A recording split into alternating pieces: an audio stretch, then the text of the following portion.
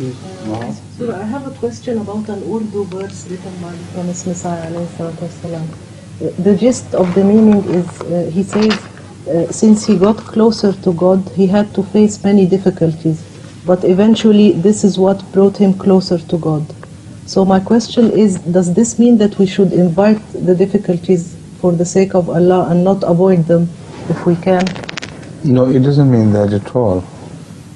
It means that when you love God truly, then trials do come in your way, on your way. There is a natural process. You do not invite troubles, but it is impossible for the world to leave you alone if you do love God. And as such, these trials of love are a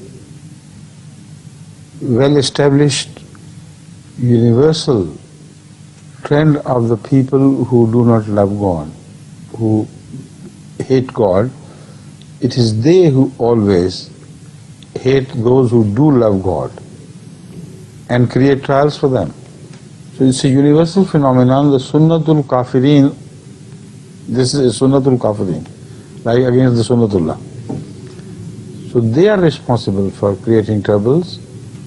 The believers never ask for troubles. They never invite troubles. But when they come, then instead of being pushed away from God, because that is the purpose of the exercise of the enemies, they get closer and closer to God. It's a very logical conclusion, and the movement is always in the opposite direction from what they want. They think if we scare them, if we beat them, if we persecute them, prosecute them, and kill them or murder them or maim, whatever they do, out of the fear of suffering at our hand, they will move away from God and come back to us. This is their design. But those who do believe in God, it's impossible for them to move away from God because the people are angry with them. So when they pull them under the threat of their life, they move away more in the direction of God to seek protection. And that increases their love of God rather than decreases it. Because it also happens that when you are threatened by the people whom you love, now you are threatened by a people who hate your lover or whom you love. That is to say, let me further clarify.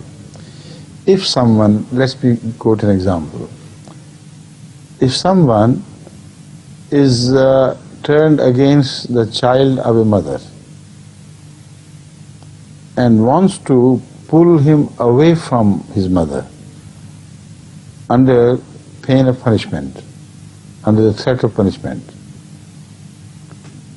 and the child resists and would much rather die suffering at their hands than leave his mother, what would be the reaction of the mother? Will she not love him all the more? Of course she would. So in response to that love, the child would love the mother even more. So this is the meaning of this verse, that people hated us because we loved God. They tried their utmost to destroy us because of this crime. Instead of moving away from God, we moved more in the direction of God. And God loved us even more than before. So their exercises, their efforts are just futile, meaningless. In another verse similar to this, Muslim says that ادو جب بڑھ گیا شور و فغاں میں نہاں ہم ہو گئے یار نہاں میں. When the enemy exceeded all limits in creating halla-gulla noises and disorderliness against us and kicked a shindy and made such noise about it, indulged in invectives, the whole atmosphere was filled with their noises. what did we do? We went into our God and got completely covered by him. So he became our shield, our shelter, the wall of our citadel. So if you are playing across somewhere and the enemy threatens, what do? You move to the center of security. So he said, instead of destroying our link with God, they pushed us into God. That means we became clearer, dearer, and became closer and closer to God until he was all around us. Now this phenomenon can well be observed in nature when the chicks of a hen are playing around in open, sunny, beautiful day. They pick up small things here and there, small chicks, and chirrup and enjoying life. Suddenly they see the shadow of an eagle appear above them. They just rush back to the mother, and she actually covers them under her wings, and they disappear from the sight of the enemy. So what a beautiful description of Muslim Islam is given here. Niha hum ho gaya yare niha mein. Like a loving mother, God, let's say God took, if a human expression is used, that is what is causing trouble for me. But in the Holy Quran the expression is used, so let me do it too.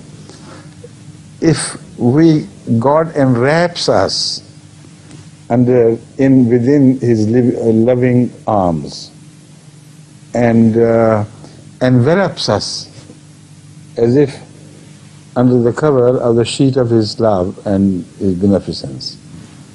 So like this he wraps around that sheet of love and we disappear from the sight of the enemy. This is the meaning of that verse, right? يقدر تترجم السؤال بالعربية؟